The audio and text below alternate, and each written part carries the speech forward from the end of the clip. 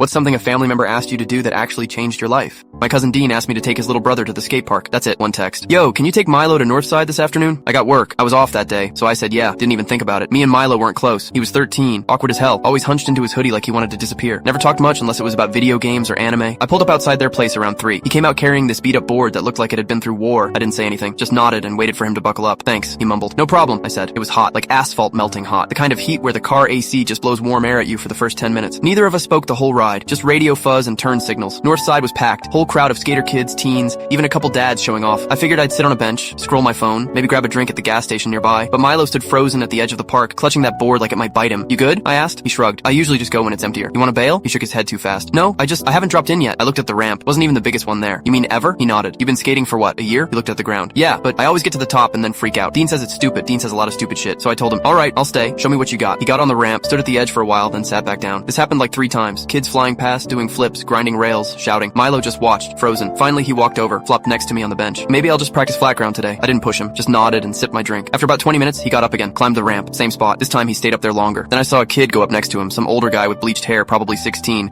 Looked like he lived at that skate park. They talked. I couldn't hear what was said, but Milo looked back at me. I gave him a thumbs up. He hesitated, then bent his knees, leaned forward, and ate shit. Like, hard. Slammed his shoulder, scraped both palms. I jumped up, started jogging over, but he was already pushing himself up. Bloody hands, eyes glassy, but he was grinning. Dude, I said, you okay? I did it, he said. I dropped in. Bro, you crashed. Yeah, but after I dropped in, we sat back down. He cleaned up the scrapes with water from my bottle and the edge of his shirt, still grinning. Then he said, out of nowhere, you remember Lily? Lily who? From my school. The one who, she used to be in band with me. Kinda short, wears glasses? Sure, I lied. She texted me last night. I raised my eyebrows. Yeah? Just like checking in. She said she noticed I was gone a lot lately. Gone where? He paused. Just not really talking to anyone. Not showing up to stuff. He tapped his scraped palm. She asked if I was okay. I didn't know what to say. I waited. He didn't say more. Then he asked, do you think people actually care if you're just not around much? It hit me weird. Like that quiet, heavy kind of weird. I looked at him. Yeah, I think they do. He nodded, bit his lip. Then, I think I want to go again. He climbed the ramp, slower this time. Still bleeding a little, still shaking, but he dropped in. Wobbly, stayed upright, rolled down clean. Sloppy landing, but he was standing. I clapped. He did this little fist pump like he just won gold at the Olympics. On the ride home, he talked more than I'd ever heard him talk. About Lily. About how he used to go to art club but stopped because he felt like no one noticed when he left. About how Dean always made fun of him for skating instead of playing football like he did. I'm not good, Milo said, but I like it. That's enough, I told him. He stared out the window for a while, then, real quiet. Can you take me again next week? Of course. When we pulled into the driveway, he didn't get out right away. Thanks, he said, for staying. I know you didn't have to. I shrugged. Anytime, man. Then he reached into his pocket and pulled out a folded piece of paper. Don't read it now, he said, pushing it into my hand. Just later. He got out and went inside. I sat there a minute, AC humming, then unfolded the paper. It was a drawing. 2 stick figures on skateboards, midair, doing tricks. One had a backwards hat and a huge smile. The other had glasses and scrapes on both hands. At the bottom he'd written, today was a good day. I didn't want to disappear today.